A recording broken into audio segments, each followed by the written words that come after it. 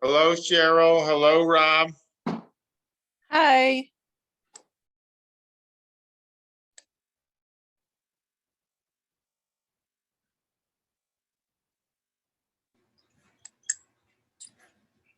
Hello, Maria. Hi, Henry. Hi, everyone. Screen.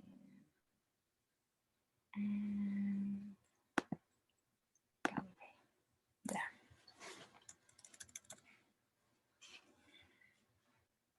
Look at my hair.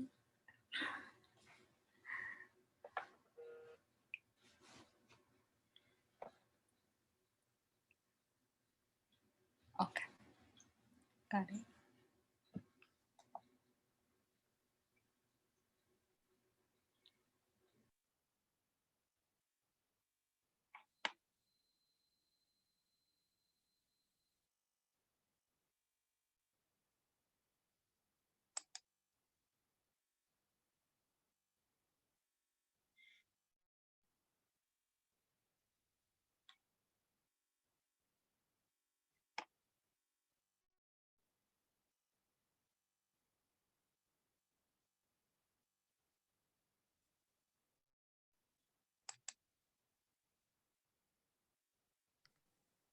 Hey, Henry.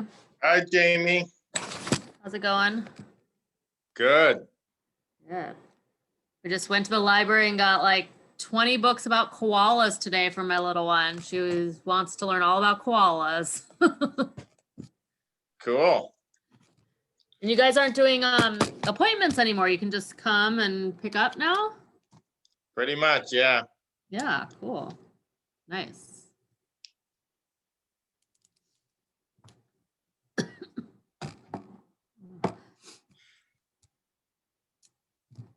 Okay, let me pull up.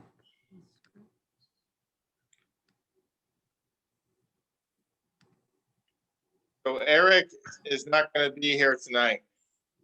Okay.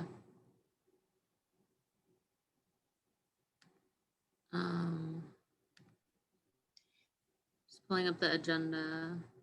Yeah.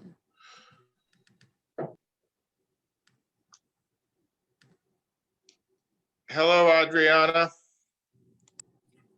Hi, I'm just getting situated and I'll turn on my video. There we go. Okay. Let's see. Do we have?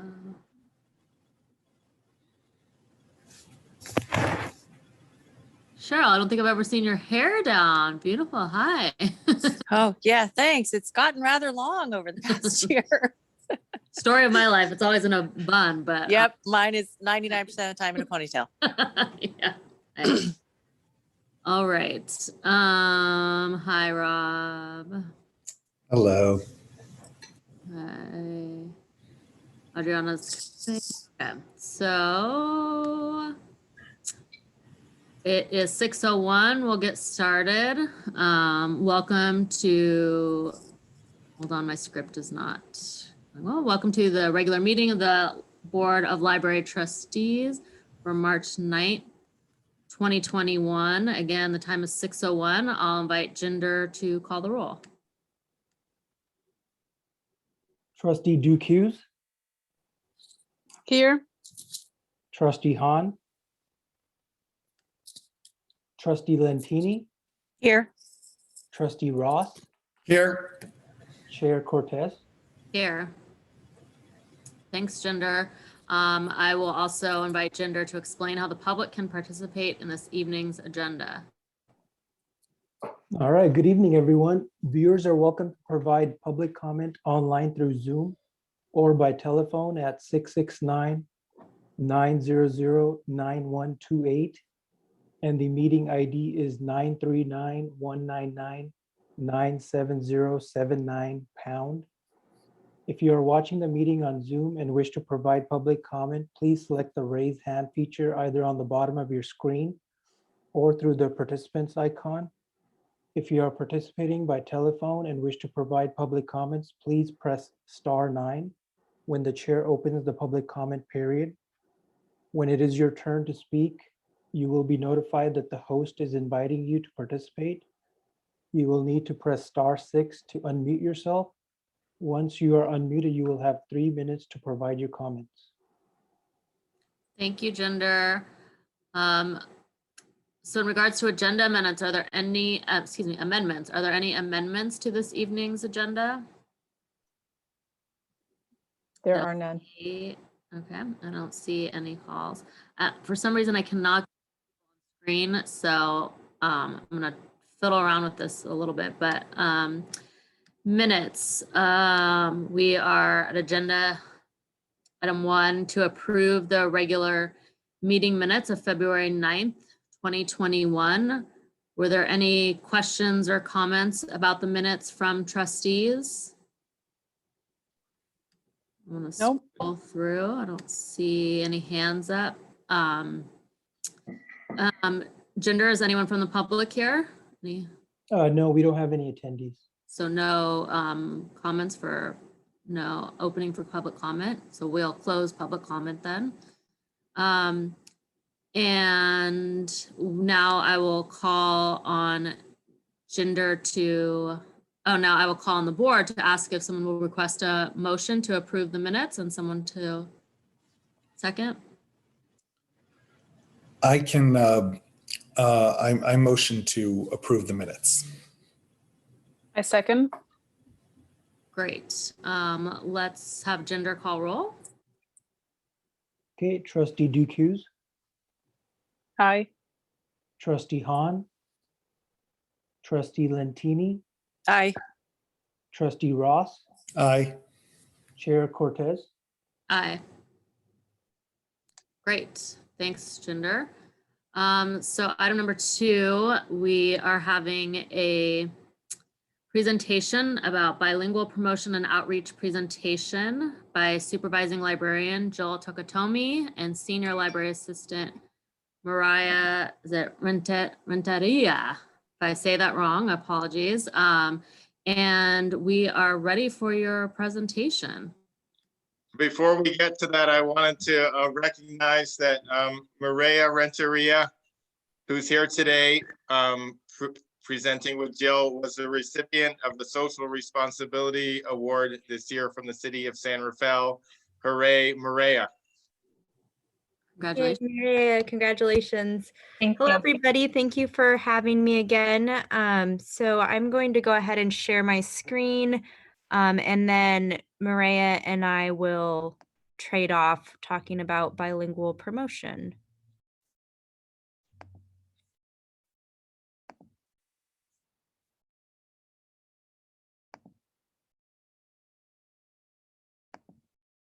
Okay, is that visible to everybody?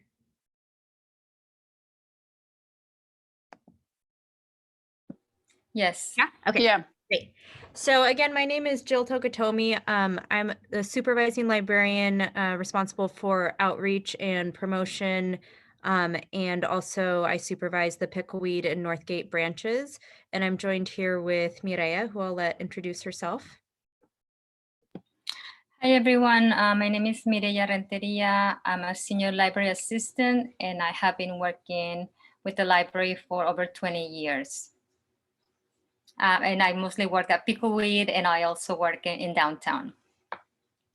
Okay, so a little bit of background on why we're so keen on doing bilingual promotion. And we're going to speak about bilingual promotion in regards to our Spanish speaking population. And according to census data, about 25% of San Rafael households speak Spanish at home. The majority of those families and residents are located in the Canal neighborhood, but it's throughout the whole city, which is a pretty large percentage. And in recent years, library staff have made strides in increasing our efforts to make services, programming, and outreach and promotion more available and targeted towards our Spanish-speaking population. So I'll start by talking about the website and social media efforts that we've made. Recently, we added a translate option to our main website. And this is a Google Translate function, which is of course imperfect, but it's certainly better than not being able to access the information at all. Patrons have an option to view the information in English, Spanish, or Vietnamese. And then if you look down in this there's a little blue box here that says Necesitas Ayuda. And if patrons were to click on that, they can connect with a live library staff person. And there is always somebody available to have a chat translated to them who is a Spanish speaker. So that is accessible to both our English speaking and Spanish speaking patrons.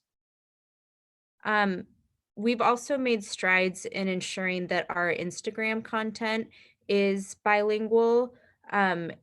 So generally what I'll do is create an image and either put the English and Spanish in it together, or if it's a lot of information, I'll put two separate images. I'll put together two separate images with a caption in English and a caption in Spanish. And that is with the help of Mireia or Alejandra Barrios, who is also a native Spanish speaker.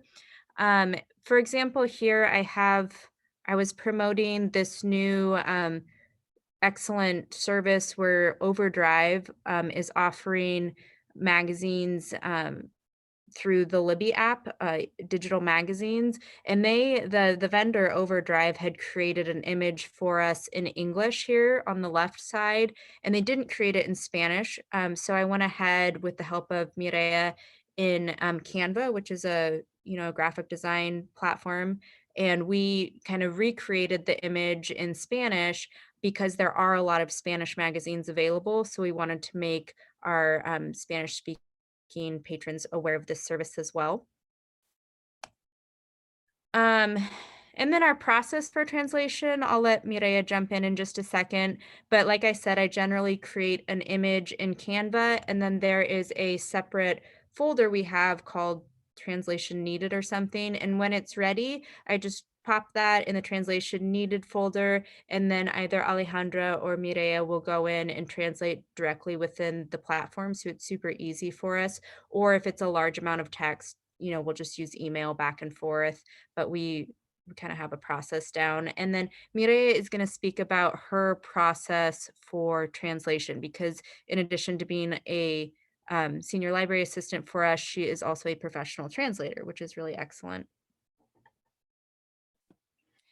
Thank you. Yes, just in addition to what Jill was explaining about the process, I believe we have a very good process. It's very easy to follow the Canva platform. As Jill said, it makes it very easy for us to work together.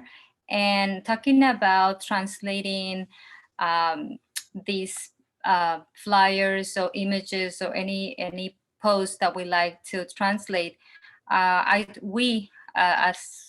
Jill said, Alejandra and I try to choose the best Spanish translation for the Latino population in San Rafael, because it's not only Mexicans or Salvadorians. We have a large community of residents from Guatemala and Honduras and Nicaragua. So it's sometimes a bit challenging to translate, so everybody will get the message, which is the main goal for us, that they get the main message that the library is there for them to offer not only books, but also other online services.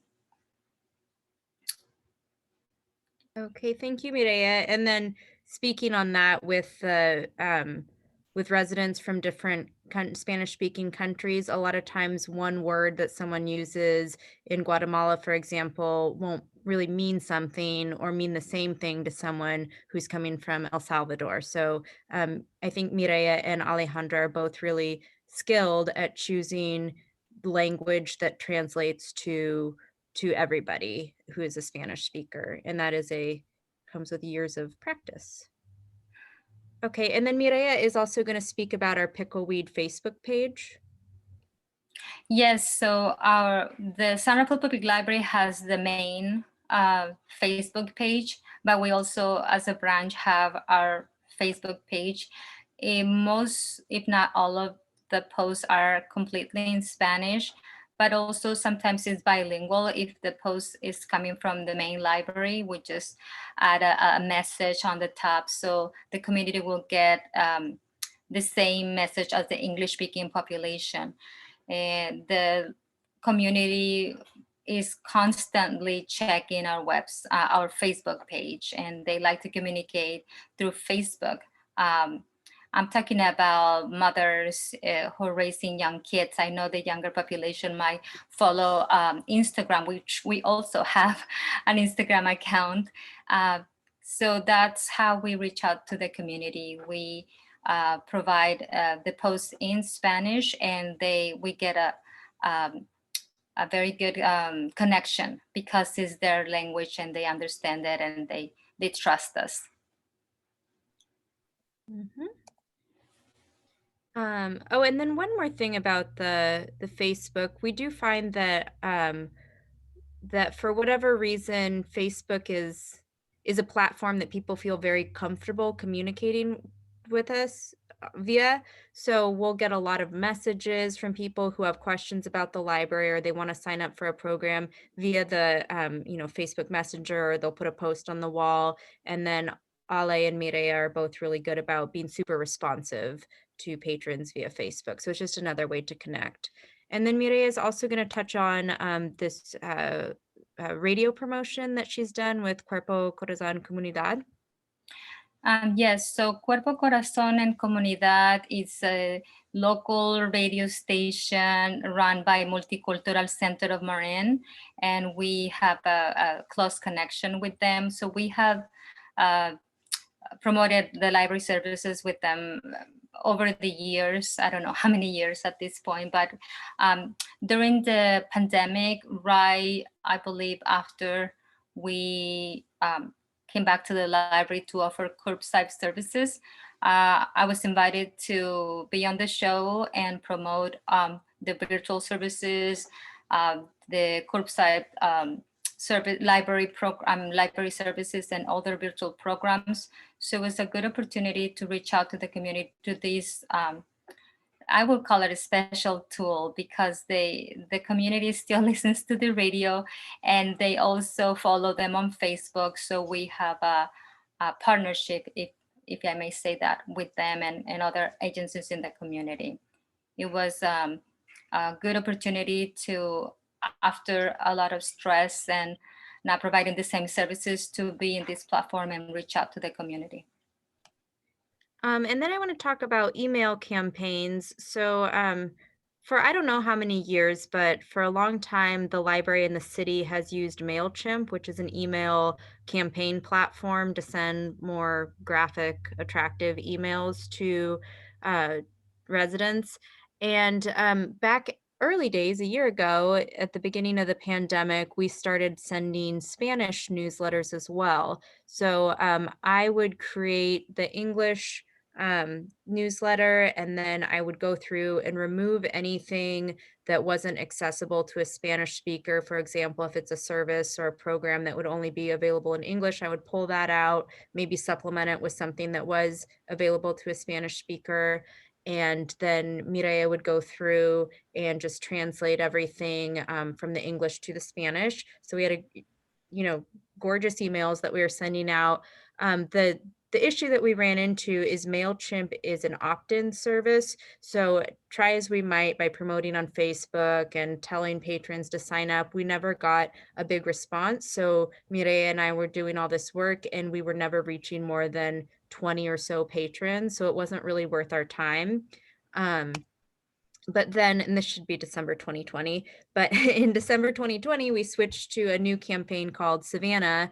And that is game changing because our patron emails are actually pulled from our library's user database, and then patrons can opt out of receiving the emails by subscribing. So we're able to just all of a sudden reach all of our patrons. And then the other beautiful thing about Savannah is that we can segment users into different clusters based on their library behavior. So what types of materials they're checking out, whether they're using ebooks, whether they're getting children's materials, or by patron data, so age or where their home library is. And we actually have over 2,000 customers who have Spanish listed as their preferred language, and they have an email address. So now we're able to reach all of those patrons through these Savannah campaigns. So it really is worth our time. And then for future goals, just for our bilingual promotion, this is one of Mireya's ideas. We would love to have a unified citywide translation working group, because not only are Mireya and Alejandra translating for the library, especially with the pandemic, they do a tremendous amount of work for the city, for other city departments, and for the public information officer. And what would be wonderful is if we had a list of Spanish-speaking city staff who are available to translate, and then a process for how those people get tapped, best practices, just more of a unified sort of system, because as it is, we're getting asked a lot, and by we, I mean Mireya and Alejandra, I think because they're so excellent and because they're very available and responsive. So it would be nice to just have a better workflow system for that. Mireya, did you have anything to add to that? I believe you cover everything, but yeah, thank you for talking about this initiative or this idea that will help not only the library, but the whole city. Because as I said at the beginning, choosing not the right words, but the words that will reach out the most Spanish-speaking population, it's a road to success. And if each department, for example, chooses the same word for city office or city hall, la municipalidad, or instead of calling it the ciudad. So if we choose the same pattern of translation phrases, I think it will be more easier for the community to learn about the city government and the library services and other departments as well. Yeah, and I think that this is an opportunity that we really have, and again, by we, I mean Mireya and Alejandra, to share their expertise, because they are so excellent at translation. And that is it's not just being a Spanish speaker, it's a skill in and of itself. And then another goal we have is to just increase engagement. I think we've come a long way, but there's still work to be done, and it would be wonderful if at some point we can get to 100% of our material being available in English and Spanish. We're not quite there, but we're getting there. And then I just wanted to quickly shout out all of our library bilingual staff. Of course, we have Mireya. We have Alejandra, who is a librarian, our full-time librarian at the Pickleweed Library. We have Min, who is a circulation workhorse at the downtown library. He also, in previous times, spent a lot of time at Northgate. Min is fluent in Vietnamese, which is the next largest speaking population in the city of San Rafael, and he has also done a lot of translation work for the city, especially during the pandemic. We have Lee, who's a librarian at the Pickleweed Library. She's bilingual in Spanish. And we have Luce, who is, she started as a library volunteer, a teen library volunteer. She was hired as a page, and then she was promoted, hired as a library assistant. But kind of right when that happened, she's been pulled to do disaster service work. But that's our crew, and we're so appreciative. And that takes us to comments and questions. Sorry, that went a little long. Jill and Mireya, thank you so much for sharing. Do you mind to stop sharing your screen, Jill, just so I can see everyone if there's questions from trustees we'll take?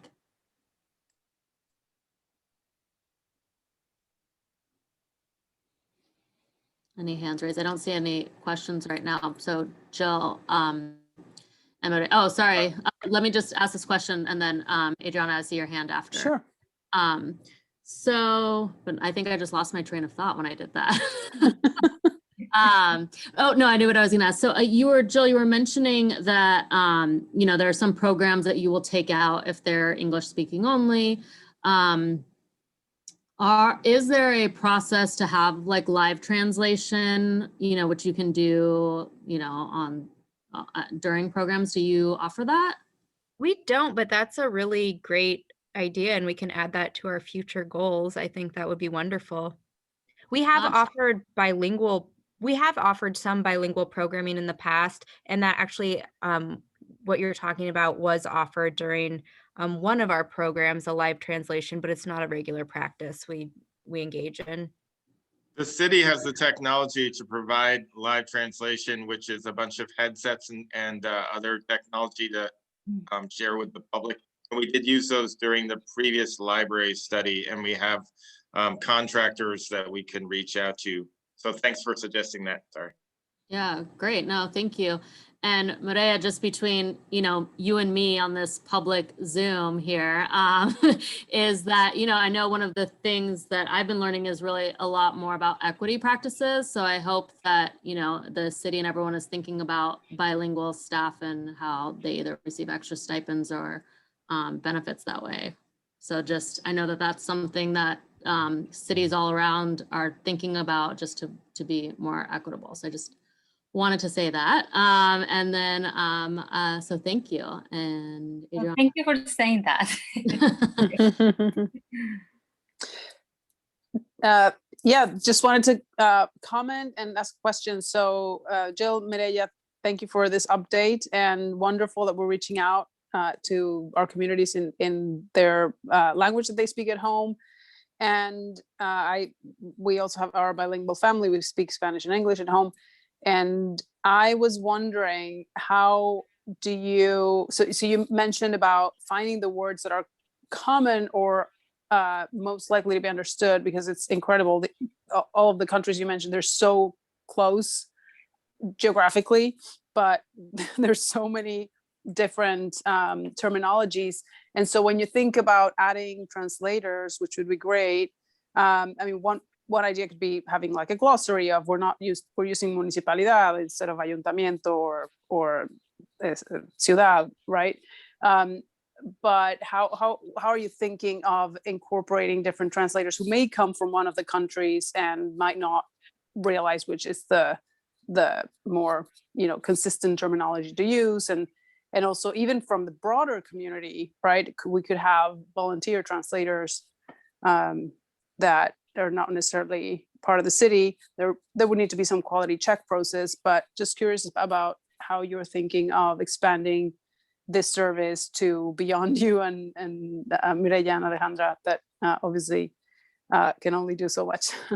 Right. No, this is a good question, Adriana. Actually, this is it's just an idea that I talked to my supervisor, Jill Tukutomi, because I believe that first of all, there is a need, and how we're gonna accomplish that goal, it's to be find out.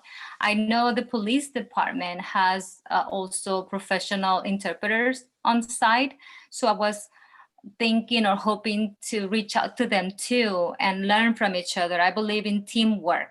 So instead of just two people or just each department translating for everyone, I mean, not for each department, how we can come up with a larger group of, as you said, I don't know if volunteers, but I would like it to be more like city employees.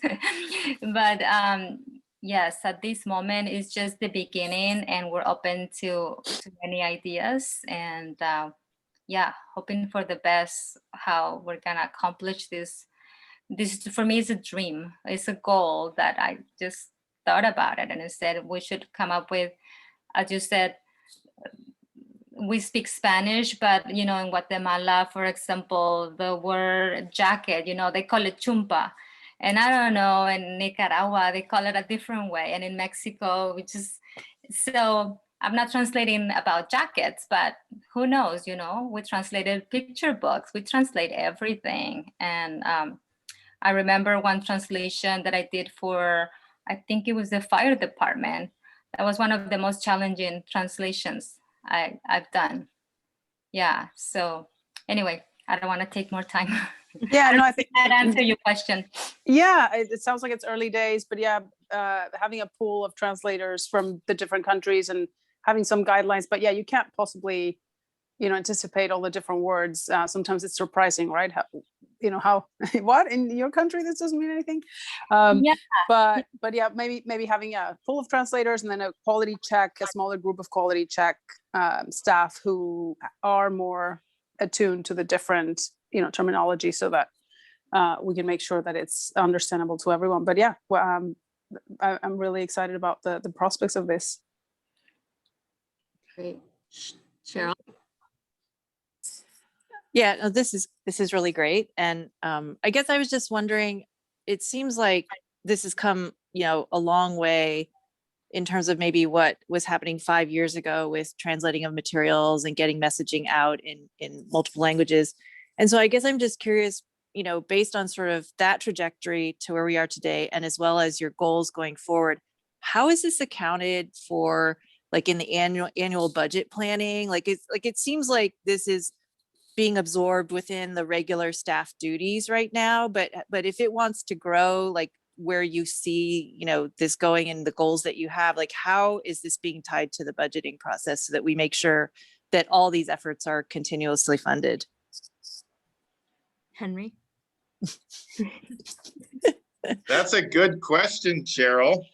As you may be aware, over the past year, budget has been something we talk a lot about, and the lack thereof. Yes. So I believe the most direct way this is related to the budget is that we have a number of unfilled positions that are budgeted, and we hope when we fill those positions to fill them with as many bilingual people as we can. And so that's the sort of easy answer. As far as any budget item being directly related to the sort of concept of serving the bilingual community, I think the most relevant is how much we spend on books that are in Spanish or that are bilingual, which we could, I think, always do better on. And we're trying to do better on that, particularly with sort of our more centralized selection recently, trying to be more efficient in spending and trying to actually select books. And we're having more sort of Pickleweed staff selecting books for Pickleweed and Downtown. So selecting books that are more appropriate for the users we're targeting for those books. And I wanted to just, and one other thing off the top of my head is that we do give an additional small amount of money to people who are bilingual. It's not a lot, but we do recognize them in that way. That's the third thing I can think of. Thanks, Henry. Thank you.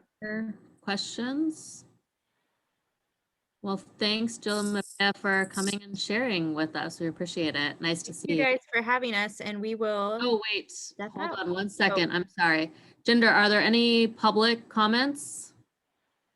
No, there are no attendees. Okay, now I can close it and All right, we're out of here. Thank you guys so much. Thank Take care. you. Thanks, Maria. Thanks, Jill. great. So item number 3 would be public comment again, but I will assume nothing happened in the last second. No. We will close public comment. And so item number 4, recreating library public computing, the hybrid solution.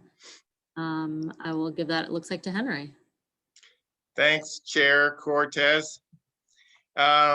Yes, recreating public library computing, the hybrid solution is my topic for tonight's item number 4. This is an informational report, as is the one that follows this.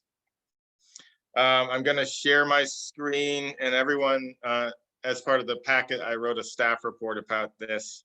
So I'm anticipating that you won't have too many questions. Here we go.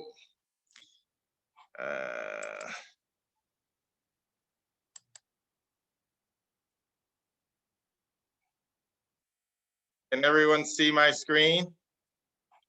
Yep. Cool. So just to preface, public computing at the San Rafael Library, I think all staff members will tell you it's been a bit of a pain point for the past 5 years or more.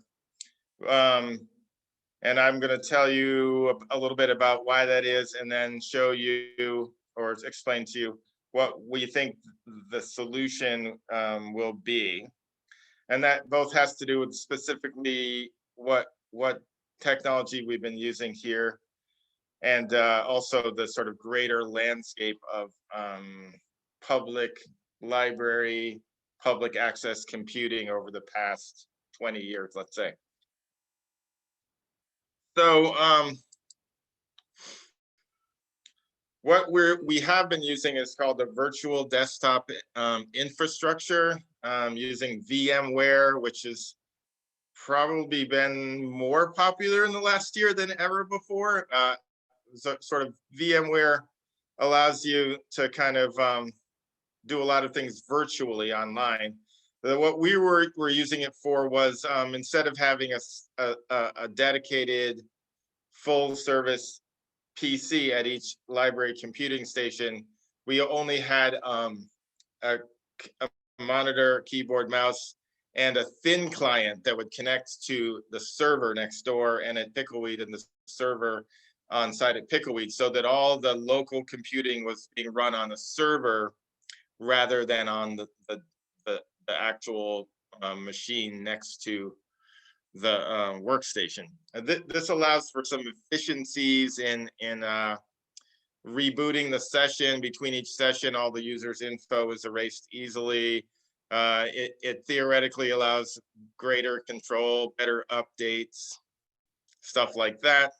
But it had been sort of a homegrown solution that had outlived its sort of ability to be updated, and it was becoming a bit of a challenge, which I'll explain. And then what we're going to replace it with is a tripartite model. Chromebooks, some local mini PCs with more features than a Chromebook, and the use of Raspberry Pi. So you may know that, or remember, most of us, I guess, yeah, we can remember, when the internet first became something back in the 90s, I guess I would say, after DARPANET became something else. AOL.com was big.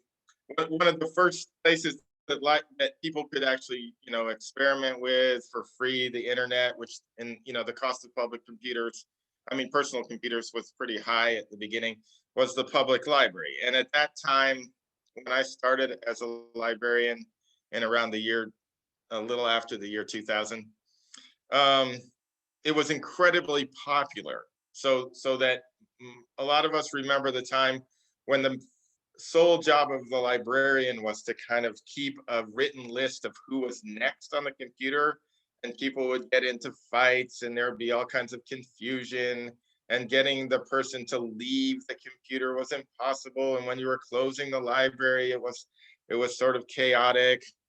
And this was all solved by something called time management. And there's another piece called print management, which I'll say something about. The time management solution basically made all that more self-service, so library staff didn't have to get as involved. So you would actually sign in or sign up for the computer using your library card and PIN number. It would sort of give you the length of time the library allowed, and then log you out, and the next person could get on. And this was kind of like the magic bullet for libraries, because it really made this whole system more manageable. Print management allowed the user to kind of print their document and have it go to a print queue where they could release it and pay for it possibly. And it usually was integrated with time management. So it was kind of like very important for probably 10 years or more. But recently it's become, with the advent of mobile computing, cell phones, tablets, the library is not the only place that you can get online, and it's become less of a kind of mad rush to use all these computers. And so, you know, what we've noticed is, I think because of that decline in usage, in many libraries, and I think ours as well, the sort of architecture for public computing had outlived its usefulness in some ways, and the system in and of itself became a little more ponderous to manage because of you know, what you might call the combination of bugs and kind of little kind of inconsistencies that made often the user experience very sort of touch and go. Let's say it didn't always work the way it was supposed to. This had to do, I think, with the combination of the virtual desktop environment and the software solution we had layered on top of that, which was meant for like a more local computing environment where it was actually installed on a local PC. Even though it actually kind of worked, we're using a product called Envisionware, which there's nothing wrong with it generally. It does have a cost and it does have some good features, but since I arrived at this library in 2015, there was never a day, probably, or never a week when there wasn't a problem with Envisionware. One of the sort of pieces was, in order to access the system, we'd have to remote into the server next door to print out guest passes. Guest passes are very sort of an equitable solution for people who may not have a library card. We allow them to log in with a guest pass. Usually a lot of our patrons experiencing homelessness would need a guest pass. Often if the guest passes couldn't print out, it became a problem. If the system wasn't taking your card number or allowing you to log on, if it wasn't giving you the right amount of time. So all this, the beneficial features of the system became also a liability. Since the advent of COVID, we shut down all of this, and it gave us a time to kind of rededicate ourselves to innovating a better solution. And I had been talking about actually a better solution for the past couple of years. And we're hoping, and I think I'm pretty sure our new system will be easier to maintain and more customer friendly. And I will tell you why. So there's three parts to the solution. Chromebooks. We're hoping to use Chromebooks in two ways. Number one, when we first let people back into the library, we're going to have a few Chromebooks set up, connected through Ethernet to the network so people can print from them, with additional keyboards, monitors, and mice to make them easier to view. And we're hoping that they will satisfy our users that just want to browse the internet, which has become arguably most of what people do in the library. We'll also have additional Chromebooks that we can check out to people in the library so they can take them somewhere and use them, not initially after we reopen, but sometime soon after that. Based on the sort of use experience, the county is checking out Chromebooks in their locations. Lots of libraries in America do this. They're also very convenient for classes, particularly at the Pickleweed Library where there's a lab, or other projects. When we did the New Americans Project, we used our Chromebooks to help people, a class of people, log into the internet and do the same thing all at once. They're also very appropriate for our local students at SRCS and other school districts who have everything for their schooling is through the Google Cloud. So this works for them. And we don't really have to get into complicated software and time management with Chromebooks because we can erase the information very rapidly by doing what's called a power wash, as when the Chromebooks turn over, and/or people can log in with their own account information and be kind of private using their own account on Google, and then log out, and then we can actually delete their username for extra privacy. So the sort of possession of the Chromebook for a limited amount of time as a checkout, and the Chromebook kind of basically provides the time the timed usage. And these are low cost. They cost less than our more expensive audiobooks. So though it seems like a big deal, if one of them were to disappear, and I think we had 1 out of 20 disappear over the past 3 or 4 years, it's not a huge bite out of our budget, let's say, though we'll do everything to avoid that, including locking the ones that are wired to the desktop. In addition to the Chromebooks, we didn't want to leave out people that may not be able to be satisfied by just browsing through the Chromebook browser. So we're going to provide a limited number of mini computers with Microsoft Word and a program called Deep Freeze, which when you log out, it kind of erases all personal information and reinitializes the desktop, the hard drive. On top of that, we're going to use a much lighter weight time management solution called LibKey, which is cloud-based. Our other solution was a client server solution. So it was actually installed on the server next door. This is all in the cloud, simpler to manage, also open source. And what we're hoping is due to the interregnum between before COVID and after, we'll kind of reset expectations as people come into the library, which is naturally going to happen anyway. What better time to completely change your public computing approach? We're looking at maybe 5 or 6 total, like to start, and maybe add more if that's needed, but kind of relying more on the Chromebooks and the kind of the idea that most people just want to get online, and not as many people need dedicated software or a local desktop. And so this is being tested right now at downtown. We've been working on it for some time, and we're working with our managed service provider, which you would call IT, which is called a company called Xantrion from Oakland, who has been very helpful in helping me set this up. The third part of our computing solution is called Raspberry Pi, which is kind of a DIY type of solution. Before DIY was a thing, we just called it doing stuff. But and Jill Harris has been very involved with this in doing all the doing. Thank you, Jill, for your contribution. Also, Vin Pham from Digital Services sort of started us off with this. And Raspberry Pi is a very small but powerful mini computer that costs about $60. You see a picture of one right there. And we're going to replace our online public access catalogs, those computers you just use to look up things online or look up our, through our online catalog, with these Raspberry Pi devices.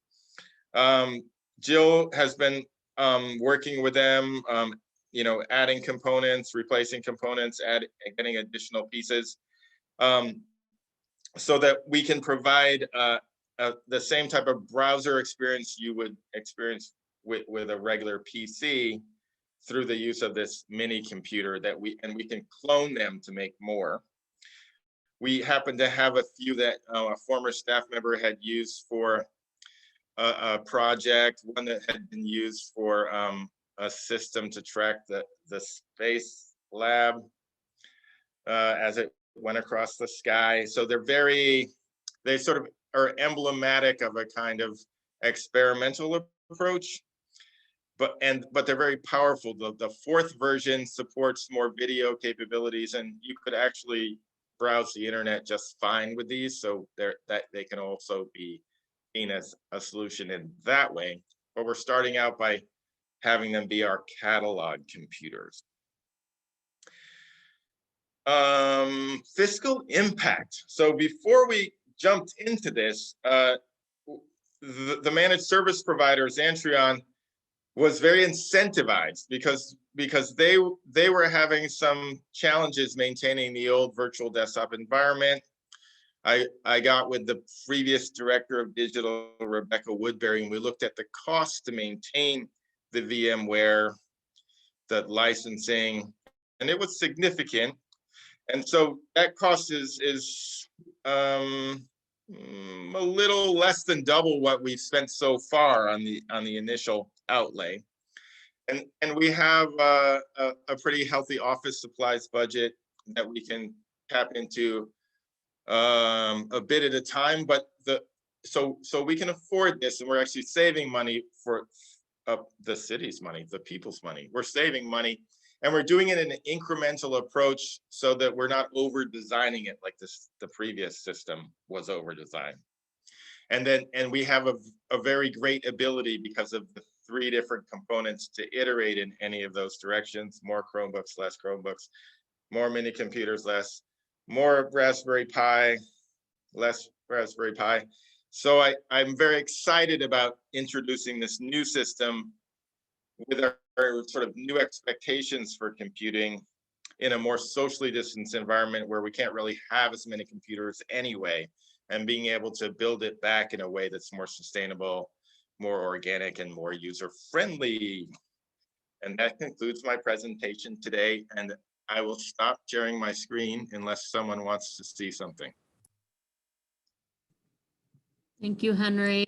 I will invite any questions from trustees. Rob?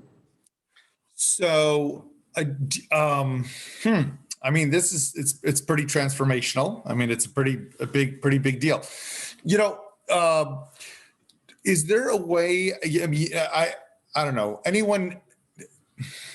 How do I think about this? Yes, it is probably inexpensive to lose one Chromebook, but if then there's rumor gets out that there's ways that people can start taking Chromebooks, and because that's just the thing to do.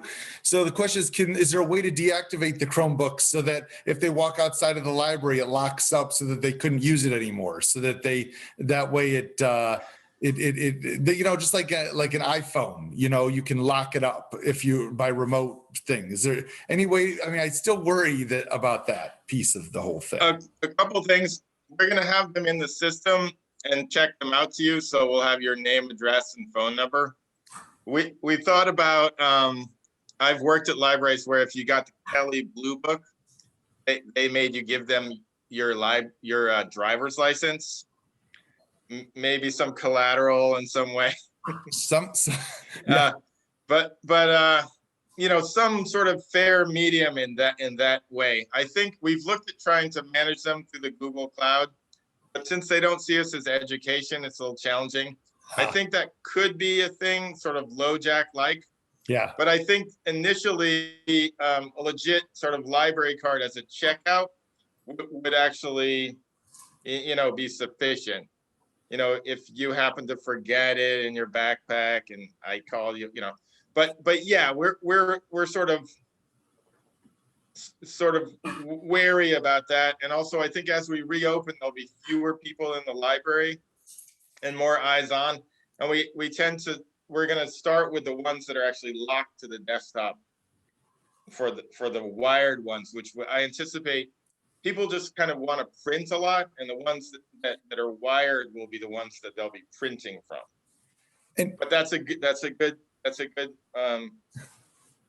does underscore one of the things we've been kind of considering about what level of kind of collateral or authentication we would require. Yeah. And then with Raspberry Pi, so yeah, those are like exposed. I forgot if we're allowing food or drink in the library and stuff. And so what's the risk of crumbs and stuff getting on, you know, and just shorting out that stuff, because that's pretty exposed. Yeah, when I went to the lab in Pasadena, what's that called, where they build the rovers and they're all in those white suits? Yeah. Yes. And I wanted to ask, do they really have to wear the suits? The JPL, yeah. Yeah. We're gonna hide those under in the furniture, so they won't be. You can't spill your drink on it. Okay. Yeah, and we can actually 3D print some cases if we wanted to get crazy. Which, you know, we got 3D printers everywhere. So, but yeah, there's a cabinet for the old PC, which is like 100 times bigger than we need. Yeah. To put this little thing in there. So we were thinking of removing those and just putting a nice little shelf, but there would be a hidden underneath with a clamp thing. Yeah. That's great. Super exciting. Nice Thanks. to come into the 21st century. Yeah, and shout out to Jill H. She's here. She's been doing the heavy lifting on this, like messing with all the actual technology. I'm just kind of like, let's do this. Hooray. That's great. Thanks, Henry. And Jill, other questions? Adriana? So first off, I don't know what you're talking about. People didn't have their own devices at home. Just kidding. Of course. How to forget the beautiful sounds the modems made when they would connect to the internet.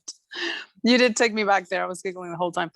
But at which dates us, right? And I think this is all fantastic. When you said hybrid, what my mind went to, and bear in mind, this is the week that we've been a year. Oh in yeah, lockdown. school. Yeah. No, my mind went, when can I go to a library in person, browse 10 books on the topic I'm obsessing at the moment about, and read bits of them and write an article about it or whatever. I'm craving the going in person to library right now, and I might not be representative of our constituents, but I just thought hybrid, great, we'll be in person. So everything you said digitally is fantastic, and I don't want to minimize any of that. Jill, Henry, wonderful. Like, I think this is really top notch. Are we also planning to open any space? I'm thinking as the weather improves, not right now, it's raining, but could we have some of that outdoor space, the parking lot, whatever, to allow people to use both, the Chromebooks, but also the books. A little bit of a risk of things going missing, but I'm just wondering, how do we leverage this space a little bit? I might not be the only one who's like, how can I get a hold of? So I'll be talking about that in my city librarians report, but we have a phased solution for reopening, which we're hoping to implement soon. Would involve the Pickleweed Lab being open, the Northgate Library, and then when we do reopen for in-person at all locations, we're gonna allow sort of walk-through service and some public computing. It looks positive with the vaccine and the numbers going in the good direction, that we will get to orange and yellow. And we have discussed some sort of like outdoor computing just as an idea, but the sort of how do we manage it, the weather. So we haven't quite got there, but I do think that in some way, shape, or form, the outdoors will provide a sort of safety feature, like you're mentioning. The first program we bring back will probably be outdoor story time on the lawn. Oh, great. Someday, but like we're sort of inching towards that and we've gotten some positive feedback from the city about being able to do that. MarinNet as a whole, when I talk about the report from the board, hasn't really come to a consensus, but it looks like we're heading there. Sounds great. Thank you. Thanks, Henry. Any other questions? So Henry, I had a question. So how do you clean them in between? Very good question. And we're fortunate enough to have a lot of them. So we could actually put one away and quarantine the entire machine. But short of that, you could do like, I would use this on the keyboard. You can use it. Okay. They're pretty bulletproof. Our old ones are like these white ones that are kind of heavier than a brick. Those are the ones we would actually lend out because they're like harder to carry away. But we have enough that we can put them away for at least 24 or 36 hours. So either way, I mean, you don't have to tell me the tacticals, but either way, you'll have some sort of protocol for that. And just like, are people sharing headphones and? Yeah, we used to give out headphones, and I was always against it even before COVID, but we definitely won't be doing that. So Yeah, okay. I will Cool. assume you'll figure all that out, but I was just Yeah, wondering. good point. Yeah. Are there any members of the public here, Gender, for questions? No. No, okay. So we will close that, and I don't see any other questions. So thank you, Henry and Jill, for your hard work behind the scenes there, behind the video scenes. And we'll move on to item number 5, Dewey free classification, book industry standards and classification and beyond. And whoever's giving that presentation, Jill? That's me. So good evening, everyone. Let me go ahead and share my screen.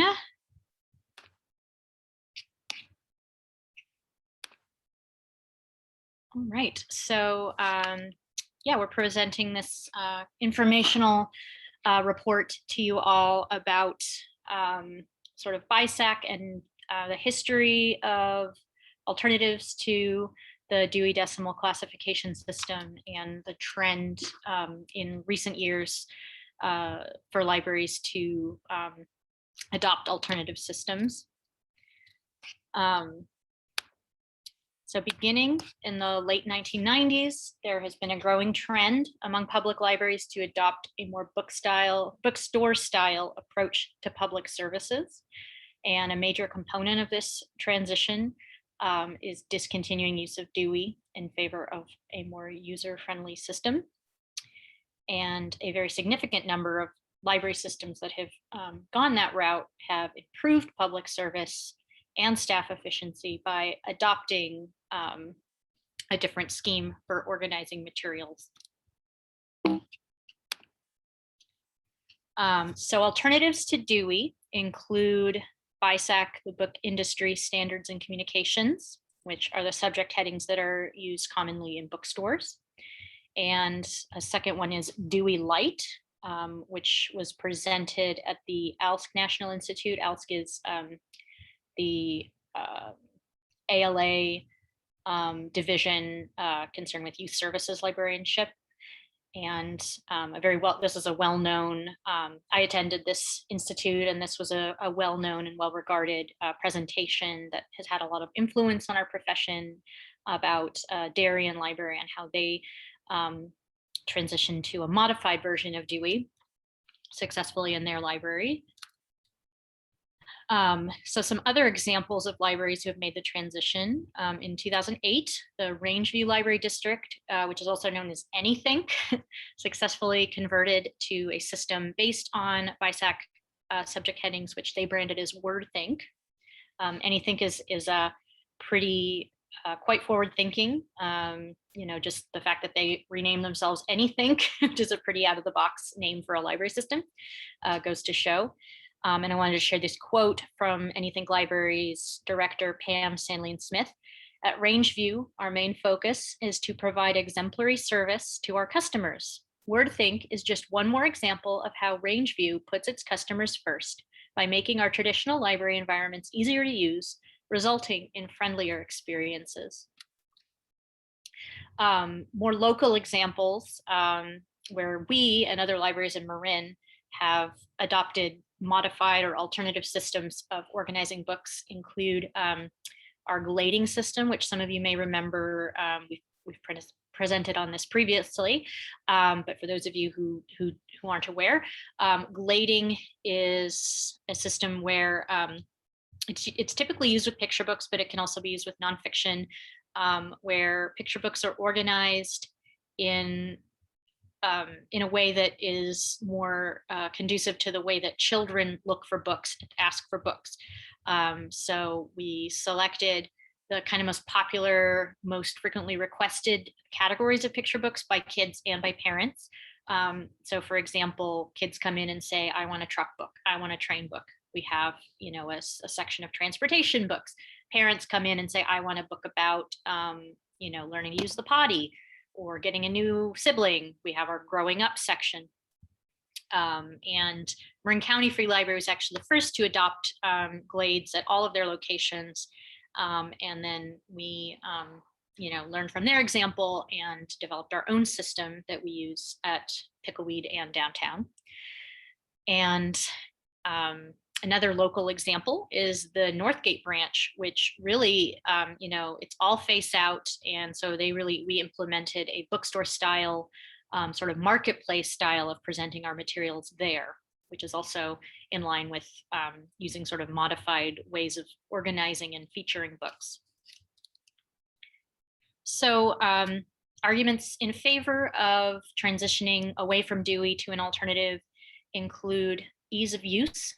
Library patrons find Dewey to be very intimidating. They find it difficult to use and difficult to understand.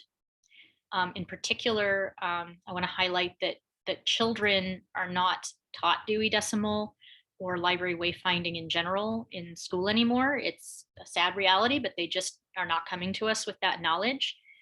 And so as with grading, it can be desirable to organize things in a way that matches the information seeking behavior of children and our other patrons. Another argument would be consistency. Books about the same subject are often separated by the Dewey Decimal System, which sounds counterintuitive, but they are. They end up being placed in completely different Dewey ranges. And it just has to do with sort of the minutia of Dewey that happens. An example of this is that books about trains can be found in both the 300s and the 600s. And in our experience and the experience of library users everywhere, patrons don't really care to look in two different places. They don't really care about the minutia of why it makes sense to have them in different places. They just want books about that topic. Alternatives to Dewey also represent a commitment to diversity inclusion. So Dewey is known to be biased in a number of ways that are quite problematic, centering Western cultures while marginalizing all other continents and cultures. An example of this is the 200 range, which includes books on religion and mythology and origin stories of cultures all over the world. And if you look at the 200s in any library that uses Dewey, you will see that the full range of 200 through 289 is dedicated to Christianity, all different facets of Christianity and other, Catholicism and different, religions within that greater heading of Christianity. Whereas all other world religions are encompassed in 290 to 299. And that's, a huge number of people and religious practices and mythologies that are condensed into this very small range. Another example is the 400s, which covers world languages. Again, same thing, 400 through, I believe, 489, each 10-digit range, each covers like a different Western language for the most part, so the Germanic languages, Romance languages, all other world languages are consigned to 490 through 499. And that's just two examples. If it's appropriate to do so, and if you have any questions, I'm happy to give other examples. And also an example, just talk about Dewey in general, who is a pretty problematic figure in his own right. And finally, another consideration is efficiency. So by prioritizing making a browsing collection and a more browsable collection, the library's collections will be more user-friendly. This leads to greater self-sufficiency on the part of our patrons. And this allows staff to focus on other service improvements and community enrichment programs. And I would also add that, this is very relevant now with COVID and reopening, eventually for browsing, when staff will need to be physically distanced from the public, and we won't be able to provide as much, of that assistance. So, patrons being able to find things on their own and to be able to browse and enjoy, a face-out collection, a more bookstore style collection would really benefit be of great benefit in a COVID environment. So at this point, I am ready for any comments and questions that any of you have, and let me stop sharing my screen. Right. Thank you, Jill. How long, sorry, I will actually yield and ask if if any trustees have any questions for you. I don't see any, so I will ask, Jill, how long will that process be to de-Dewey? I don't know. Well, I want to emphasize that this is just an informational report. We don't have any particular plan or strategy Oh. at the moment. This is really just for your consideration, for your, education, ongoing education about the library world. Henry might be able to speak to that. I actually don't really know the minutia of the processes. That's a very good question. I don't know typically how long it takes. That's Yeah. something that if we ever did decide to do this, that we would obviously go to you all for guidance and consultation. And Thanks. I also Yeah. kind of feel like it's a rite of passage. Like even if you don't do it at the library, like every kid should have to learn it. Like I feel like we all had to do it. Maybe it should be. it's true. And I was that generation as well, a generation that still learned Dewey. The reality though is that, California has the lowest number of credentialed school librarians. San Rafael City schools no longer have any credentialed librarians, K-5, actually K-8. Kids are just not coming to us with that knowledge anymore. It's not the reality. And, so this would be of great benefit to children in particular. Great. Henry, did you want to respond to So, yeah, like at a previous library I worked at, we were engaged upon this, but it wasn't really going the way we had planned, so we kind of pulled back. But I would say what you would need to do, well, we would need to win the hearts and minds of staff who are very committed to Dewey. Some of them noticed this on today's agenda and had some questions. The key to it is creating a standard thesaurus of subject headings, and that's what Anythink did, and they've been consulted on libraries who would be moving to this, which means you have to decide beforehand exactly what your categories are, and you can't make them up as you go along. Then you would have to have a process of changing the way we order books to be, because we order shelf ready. We would just communicate to the vendor who knows this. It's not as radical as it used to be, to change it all. So we'd have to do a different spec. It would take a couple of weeks. I think you could do it in a couple of days, but a couple of weeks.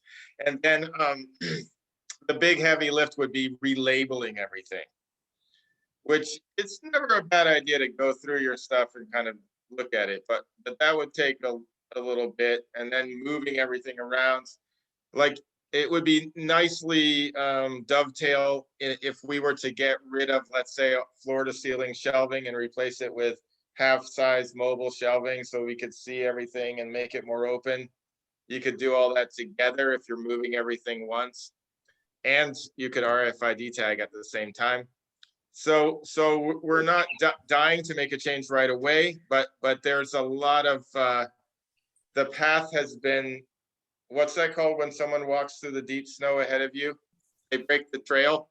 This trail's been broken, and so we could totally use other people's experience to learn from how you do this, and it would probably be 6 months-ish.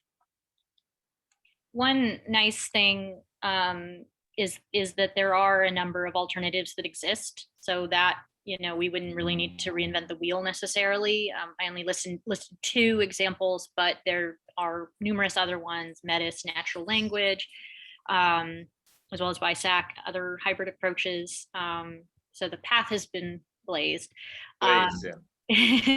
And then, Dewey Light is also a very viable option, and it's a nice compromise where you do still have Dewey, but there are modifications to account for some of the more problematic elements. And then it just also simplifies it and makes it a lot more browsable while still retaining the better parts of Dewey. So that's also an option.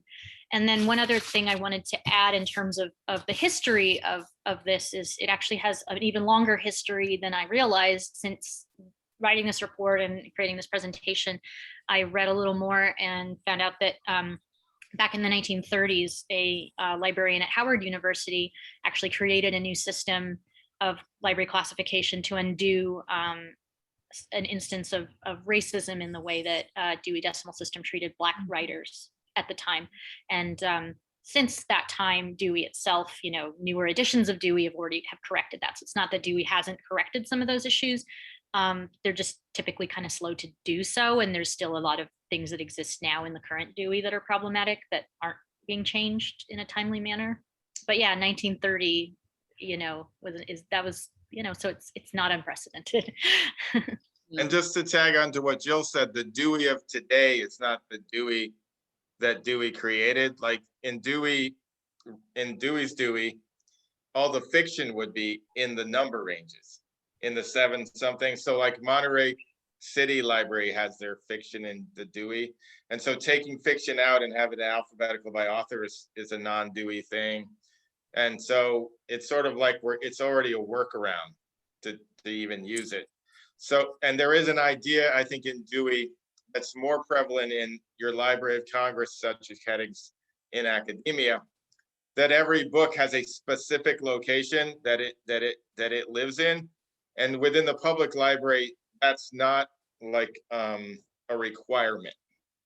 Like having a specific place for it really is more work than we need, and having there be more play in the system is more beneficial than more rigidity.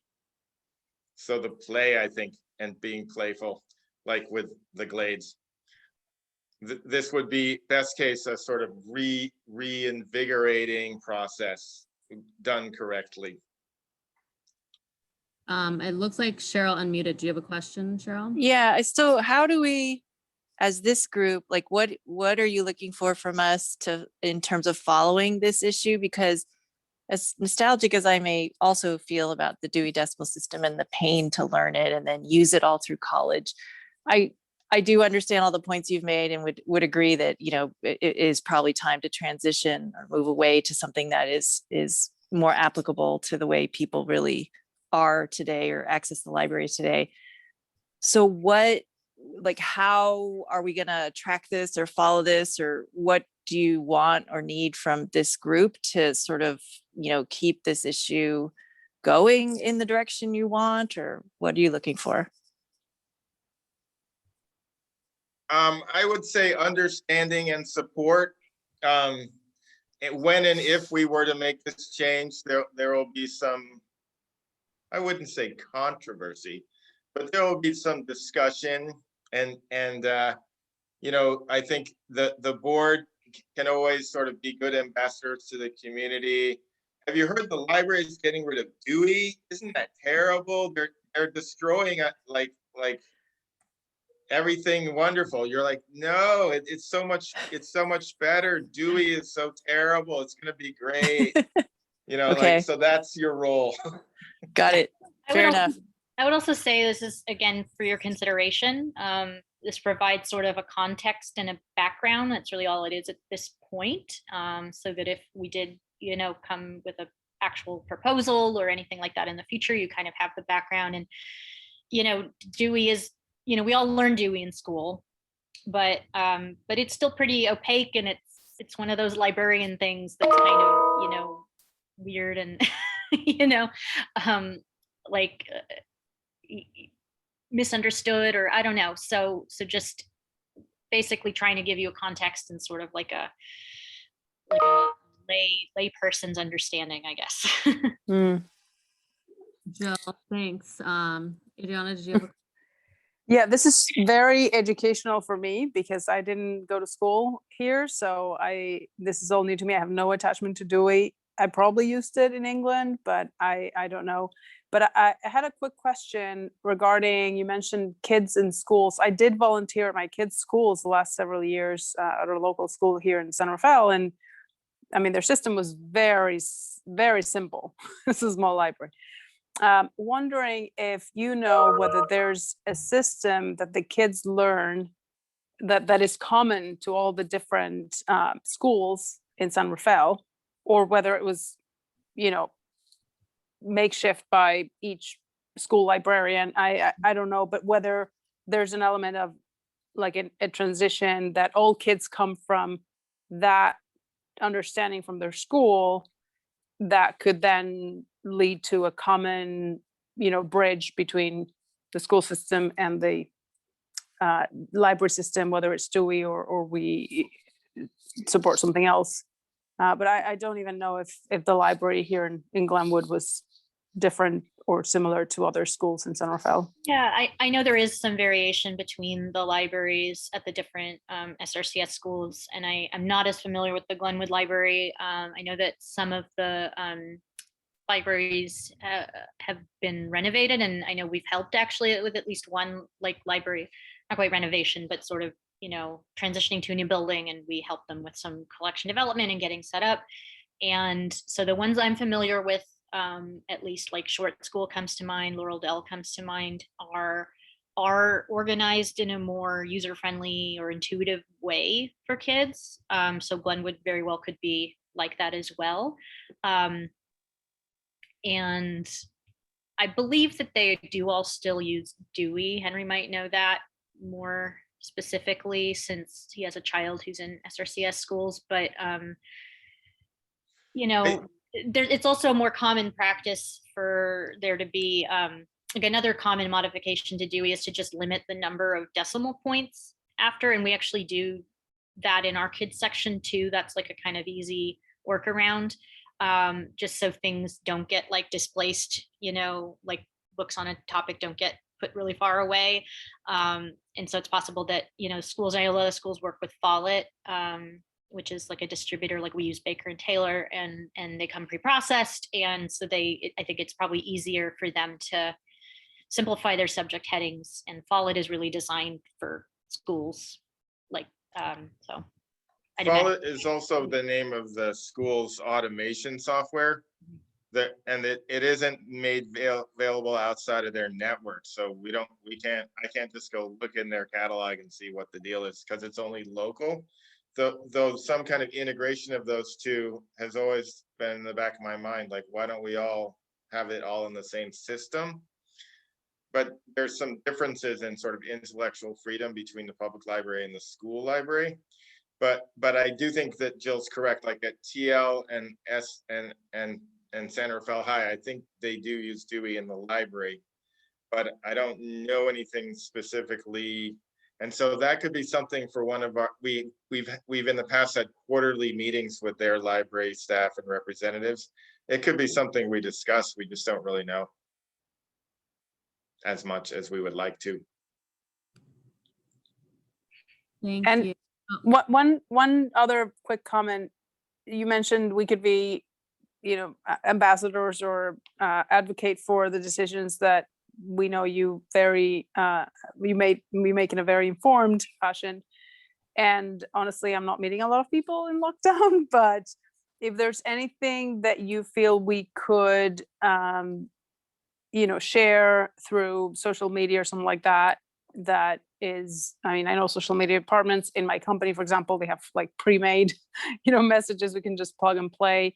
Of course, we'd have to agree with them personally, but I think that would be something that I'd be very happy to support if you know, if this was a change that would generate a lot of questions from the public and we all feel that it's the right direction, then, you know, these are some of the things that we as board members could publicly advocate for. And yeah, we can work together on those messages if that's helpful. I definitely think that would be helpful down the line because I do see this as being controversial with the public. I would compare it though with overdue fines, which I think people are more accepting, letting go of that. You know, there was a sense of like overdue fines teach responsibility, but what is that really based on? Is that based on any particular research of young people and how they learn, like, what is that based on? And you can make a similar argument with Dewey. It's sort of like, how does learning this system benefit children or any person of any age in our current, information world? It really doesn't, and it's a little sad, we have nostalgic feelings about it, but it isn't how people learn information, and it doesn't provide any benefit outside of itself. Thanks, Jill and Henry. I guess I would just add, and you don't have to respond to this, but when you do get to that point and are bringing back this conversation, it would be helpful to hear sort of what do you hear about the other libraries in Marinette saying about that? Are they thinking about it too? What's the county? I would just, so again, you don't have to answer this now. I know we're just talking about it, but when you do get that point, it'd be great to sort of hear that perspective too. So, Ginger, do we have any public comment? No, no one from the public. We'll close it. Thank you, Jill. Nice to see you. And thank you, Henry. You too. Thank you. Thank you for your time. So we'll go to item 6. Thank you. Are there any board reports, any brief reports or meetings, conferences, or seminars attended by board members? I have one update. So there's a lot of talk about organizations coming back in a hybrid fashion. So as we are better able to have employees coming in on site, some employees will remain remote. So I was wondering if we have a view for the library employees. We talked briefly about this last time, but a lot of them have been working remotely or have been working on a hybrid fashion, some days at the library, some remote, performing some of the duties that can be done remotely. And once it's no longer a safety issue that we are remote, but it could be a personal preference issue, what are the library's plans if we have them? Yeah, go ahead. So Adriana, I don't know if this falls under this agenda item. Susan, I'll let you speak because this is usually reserved for if we have attended, if a board member has attended any meeting or conference or seminar to report on that. So the question itself, I think, can go somewhere else. I just sometimes. Yeah, you're right. So I maybe sometimes the I don't wording get a is, little yeah. sticky on where we can or cannot insert those questions. So Susan, All how right. do you feel? Sure. So we'll be glad to give you an update when Henry and I provide you with a director's report. We just received a little bit of a good news today as far as an update in reopening. So we'll be glad to provide you with some more information, but our chair is correct. So we're gonna go. All right. So yeah, my Learning the contribution rules now. then, no, you're right. Thank you. Just for the record, it was more about hearing a lot of organizations are coming back, not as we were before, fully in person, fully, the schedules that we had before, but a combination of allowing people to work remotely to allow for flexibility that is required both from personal reasons and that also enables flexibility for the organization itself. So that's what I've been hearing from the conferences that I've been attending. Great circle around. Thank you on that. So if I don't hear anything else, we'll move to item number 7, other brief program updates or reports on any meetings, conferences, or seminars attended by staff. So I'll let Henry and Susan. Actually, I think board member Lentini can probably provide you with an update from the most recent meeting that we had on the library and conceptual design that occurred last week. So I'm not sure if she heard that. I can do that. Do you want me to run through the other boards until we get to the foundation, which is 3rd on the list, or are we going popcorn? That's fine. I think That's fine. Yeah, if we just Yeah. flow through the other ones. Yeah, okay. Can insert. Parcel Tax Committee is meeting the 23rd, hasn't met this year. So they'll be reviewing the budget you guys have already seen. Friends of the Library met in February. They're meeting tomorrow. They got a report from their members on the conceptual design process. They're planning a book sale for June. And then Foundation Cheryl. So the foundation board is meeting this Friday, but in the meantime, in my capacity representing both boards in the working group, we did have a working group meeting last week, and the design team brought 3 options, really just sort of diagrammatic plan options to show the group. The 3 options were essentially one option that set the new library community center building hard up against the corner of B Street and the Safeway property. That's called the B Street scheme. And then it had parking bisecting the site between the building and sort of the rest of the grassy area to the south. The second scheme was what they called the Plaza Scheme. And that scheme basically ran parking sort of behind the building between the Safeway parking lot and this site, and then kind of put the building there somewhat sort of spanning between the alley of trees and B Street, and had most of that parking running behind the building between Safeway and the building, and then along B Street again. So again, it meant parking along B Street was really what you saw facing B Street. And then the last scheme was what they called a courtyard scheme, which pushed the building pretty much all the way over toward that alley of trees, the walkway that ends up going up A Street, and kind of, you know, just had different pockets of parking sort of on either side. So the group basically discussed our feelings on all 3 options, and, you know, they asked for feedback. Was there a favorite? You know, what was the direction? And I think a lot of people favored the B Street option, with some favoring the Plaza option in the sense that it did not have parking cross between or break up between the grassy, you know, sort of pedestrian area and the building.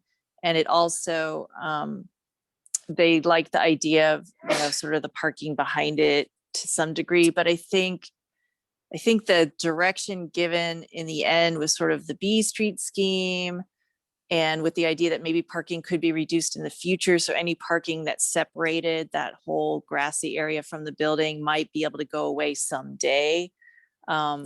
So that's kind of, you know, what they left with, and they're going to go off and move further on in the development of a single option to bring back to the group next time. Does that sound about right? All those who were there? And we're doing a tour on Friday. A site walk, yeah. For Site those walk. who want to attend from the working group, to walk the site and really get a feel for what we've been discussing. Marin, that board is meeting next Thursday, where the county librarian has left the building and the state and gone to Washington, and her shoes are big shoes to fill. We're going to be talking more about reopening and some sort of consistency throughout the county, about buying RFID tags to tag all of our books for radio frequency ID. There's a collection development group that's been happening to talk about our processes, and we've implemented an equity discussion at all of our meetings. NorthNet board hasn't met, though they will be meeting soon. Actually, I think they did meet, and we talked about disaster preparation. That's been a big thing at NorthNet. Also, we're anticipating half the amount of money from the state. But since then, California State Library has said they might be getting even more money, and they want us to know what we should spend it on or what they should spend it on. So there's been a survey going around. And then we had the new library building update, city librarian update. Susan, did you want to kick it off? Rob has to leave. I need to leave. Thanks, Rob. Okay. Thank you. Henry, go ahead. I think you're on a roll. So you may know we've had 8 open positions for some time. 3 have been frozen, 5 are budgeted, but unfilled. We received both the acceptance of a sort of phased in reopening plan, where we would start with a regional approach by opening the mall and Pickleweed Computer Lab, and then follow during red tier, and follow that in orange and yellow tier by reopening all of our buildings to limited walkthrough services and computing. And as part of that, we have received authorization to recruit for 3 of the open positions right away, add some more temporary staff, and July 1st, add 2 more of our open positions. So we'll have 5 more staff at the library to support these reopening efforts. we've been down, the team's been playing minus many players. Everyone's been working really hard. It's been hard to juggle all the different demands on the library. So additional staff and a plan going forward is what we have learned today, to our great joy. And so we're going to be opening some recruitments and bringing on some more people. And we have a firm plan going forward, as long as we're moving from red to orange to yellow, to reopen facilities in a gradual way, where we add hours, I think in a set of 3 steps, to get as close to normal, if that exists, sometime in the next year. So I'll add a little bit. So it makes a lot of sense to Henry and I, because we've been discussing this for weeks and developing it. So we kind of know it intimately. But basically, as you know, the library is aligned with retail under the tiered system, the state's tiered system. So what that means is, currently right now we're in red tier, and we are allowed to be, as retail, 50% open, or 50% capacity.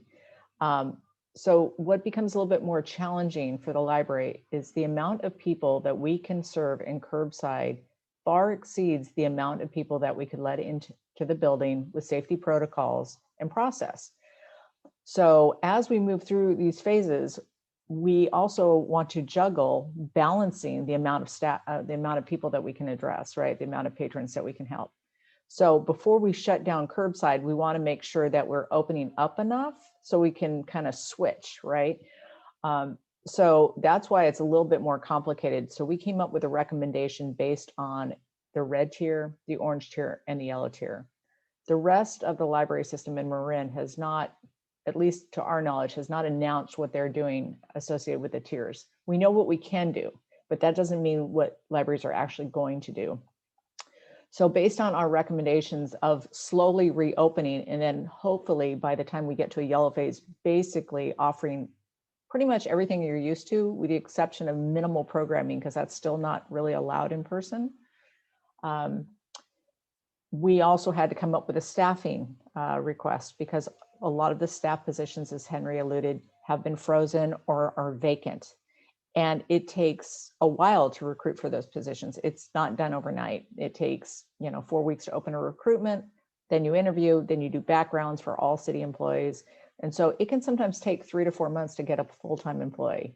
So if we don't start now, we're not going to make it in time. By the time the public's perspective and their perception is that we should be reopened, we'll be way behind. So the great news is we got our plan blessed today, which meant not only did they feel that our plan was proactive and succinct with kind of the recommendations that are going on, they also approved that we could move forward in recruiting staff.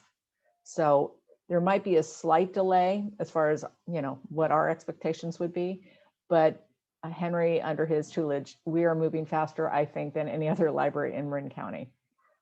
So we will share with you what those phases are probably next month, because we'll have a better idea of when the staff's going to come on, but they don't have specific dates assigned to them. It's when the state goes into a certain tier, we have a certain amount of staff that's available to do it, then we'll start to pivot. So there's going to be a little bit of a lag, obviously, to go from kind of remote services inside a building, 1.5 buildings, to opening 3 libraries to in-person while still balancing the curbside, and then slowly phasing that out and making sure that we can meet the demands in person. So hopefully that explains it. Once again, Henry and I know it really well, so it makes sense to us, but who knows, I could be talking, completely different language. So please feel free to ask questions if we haven't done a good job in explaining it.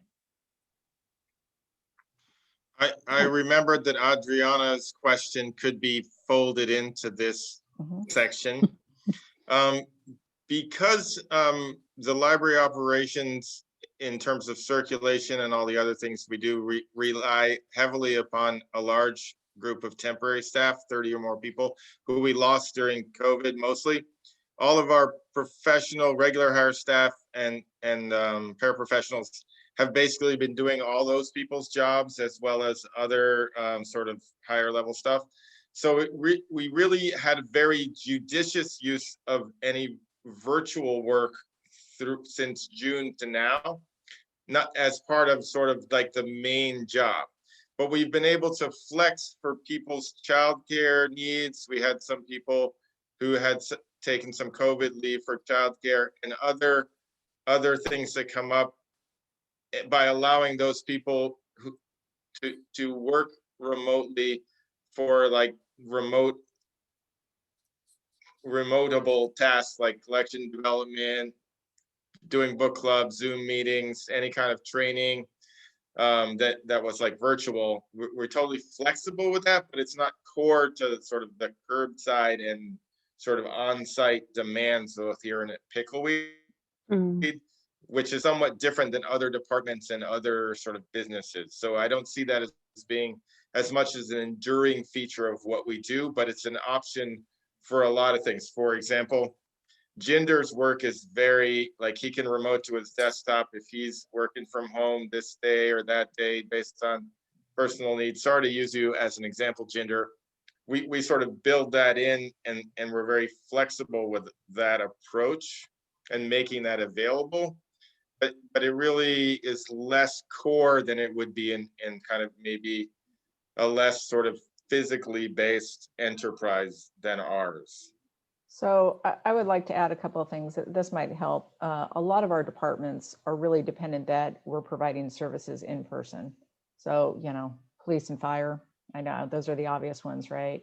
Recreation, a lot of it, you know, this year has been a great example of what we can do remotely. But if the preference is, as you put it, to come in person to the library or receive, you know, partake in not a virtual Taibo class or jazzercise or a watercolor class, but in person, we have to make sure that the staff is in the building. So some departments could possibly do a lot of it remotely, like digital services or finance, you know, IT is what I was referring to. So a lot of those departments probably by the position and their job duties could do it, but not all of our positions will easily translate if the expectation is for us to provide in-person services in our community centers as well as our libraries. We probably do have some admin and support staff that will be able to do some of their job duties remotely, maybe some of it or all of it. And I know the department heads are beginning to look at that. One of the challenges always with the city government is you do have represented employees. So when you are looking at positions that can work remotely, you have to look along kind of that whole band of employees in that classification to make sure that they have equal opportunities. It's not just because you have Susan as a boss, you get to work remotely, but if you have somebody else in a different department, you're not going to have that opportunity. So we look at it within each department of what is possible.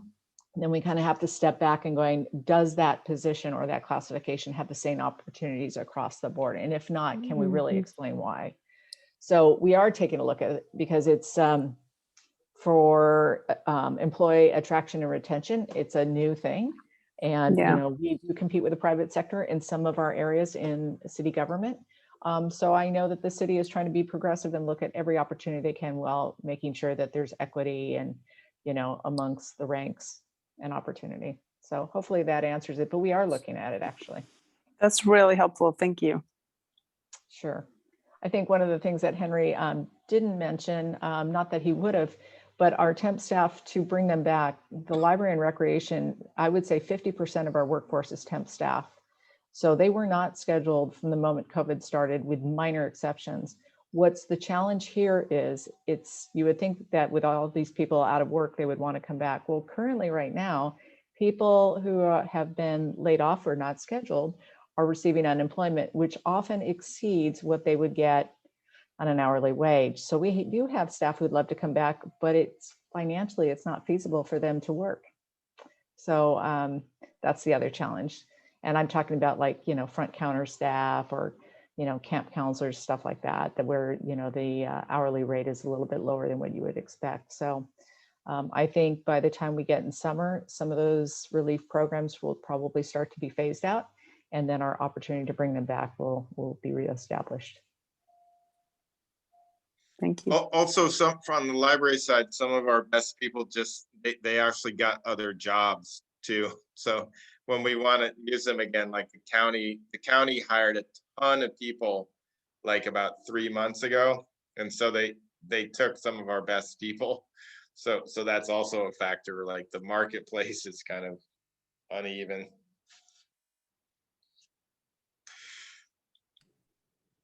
Okay, well, thank you, Henry and Susan, for that update. Adrian, did you have any more questions or? No, thank you. Thanks. So looks like we are ready to adjourn. Our next meeting will be April 13th, and we will see you then. I'm not even going to try and say what that agenda topic is, so pronounce that. I assume it's some like Pokemon name or something, but No, Ranganathan is the and the 5 laws of library science. This is, if you thought non-Dewey was crazy, like we'll get into this guy's thing. He's got 5 facets of classification. This is gonna be great. Henry has his own library trading cards. This is very Yeah. much like baseball, right? This is what I say about the service animal.